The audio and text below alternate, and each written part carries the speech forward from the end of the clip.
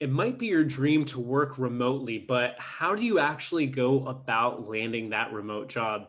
Hey everyone, I'm Anthony Cofrancesco from Honest Careers, and in this video, I'm going to be talking about some special tips and tricks that you can do to land a remote job in 2021. Make sure you stick around until the end of the episode because I'm also going to be giving you one special tip that not many people know about for using a company's own resources to help you land a job. Let's jump into it. Now, it's no secret that remote working is pretty cool. Some jobs will give you the flexibility to work anywhere in the world, to choose your own hours, as well as just having a job that allows you to really take better freedom and control over your own life. But it's also a little bit different from a traditional working environment and therefore has a slightly different set of rules and tips about how you can land that job.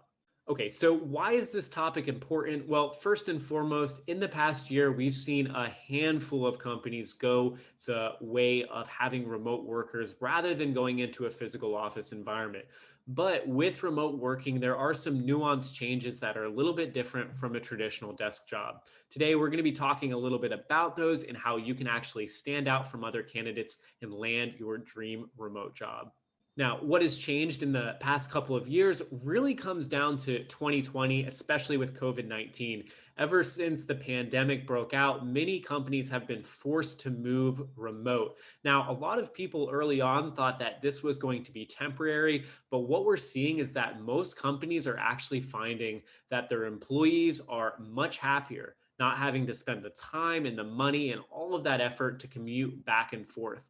In fact, when the majority of employees are surveyed and they say, hey, would you prefer to go back to a work environment or work from home? The majority of employees are actually saying that they would prefer to stay remote or at least mostly remote. So here's what you can actually do to land a remote job in 2021. So what about the actual tips? How do you go about landing a remote job? First is look in the right spot.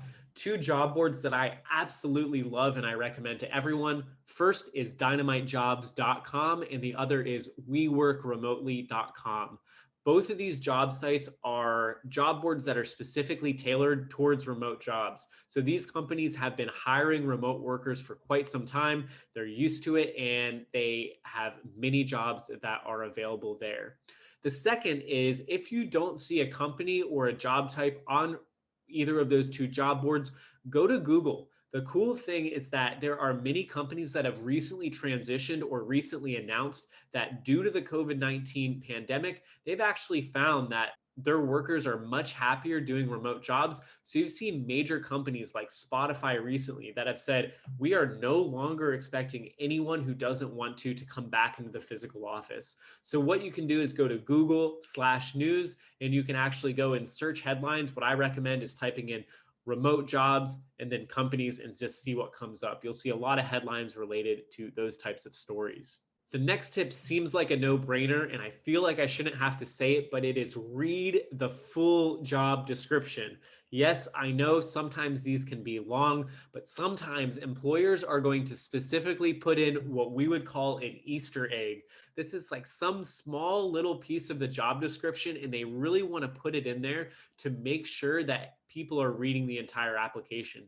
This might come up either in the interview or sometime during the application process. And it might be something simple as like, what's your favorite football team? Or what's 9 plus 15?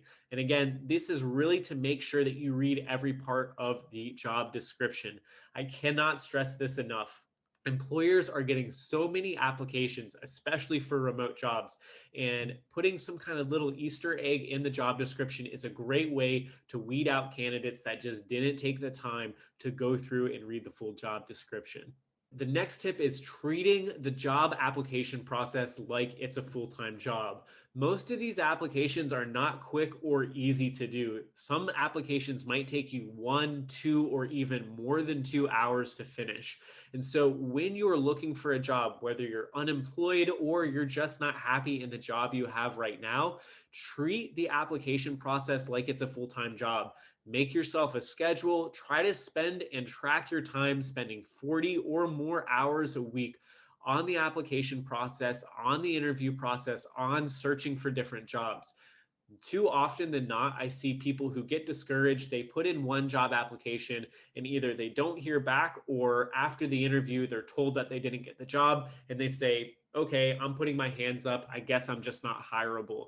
You need to be persistent if you want to get the job. And again, if you treat this like a full time job, it's going to be a much higher probability. It's really just a numbers game. You're going to get better at the process and you're going to have a much higher likelihood of landing a job. You also want to do whatever you can to go the extra mile. And so sometimes this can be as simple as hiring a copy editor to go through if you have a long job application.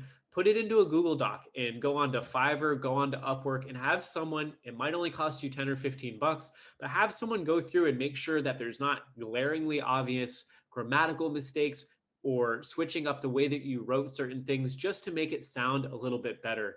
Also, considering if you're applying for a job, go the extra mile by putting in something like a video. Allow your personality to shine through very quickly in just about 90 seconds to 2 minutes. Explain who you are, what you plan on bringing to the table, and why the company should consider hiring you or at least allowing you to interview. The last tip here is about networking. Now, you might be saying, how in the world am I supposed to network if the whole world is shut down because of COVID? Well, there's a couple ways that you can do this. First is if you're looking at applying for a job, go on to LinkedIn and see if you have any personal connections or maybe second and third degree connections that can introduce you or make a referral for you in that company. So if I want to go work at Spotify, what I'm going to do is I'm going to go onto LinkedIn and I'm going to see, do I have any second or third degree connections with people that know someone who works at Spotify? It might seem like this is a long shot, but it's actually really very realistic and easy to make happen. It just takes a little bit of legwork. The other thing you can do is join other Facebook groups. And so let's say you're applying for an engineering job. What you can go is you can search for different engineering groups, network from a digital perspective. When they have podcasts, when they have live streams, go and join those live streams. You can ask questions and you can really get a lot of headway by making connections with either people who work in that company or people who are close personal connections. My final tip is consider getting some remote working experience. Now, this doesn't need to be a full-time job. What I recommend is consider working on Upwork or Fiverr. Even if it's just for limited hours, what this really helps you to do is it helps companies to see that you have experience working in the past in a remote environment, and it can be a real big game changer. So if you've made it to this point in the video, first off, thank you. And here is your bonus item. Almost every company nowadays is putting out some form of content. And some of the best ways to learn about a company is consuming that content. So if they have a podcast, if they have a YouTube channel, go in and absorb as much as you can.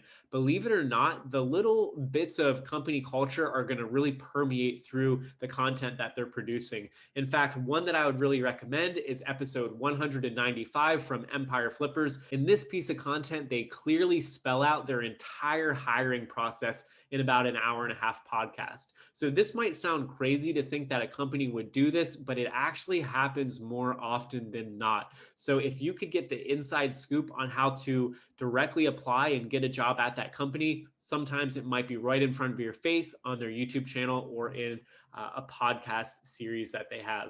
So with that being said, if you found that helpful, please give us a thumbs up, comment your questions down below, and we'll see you in the next video.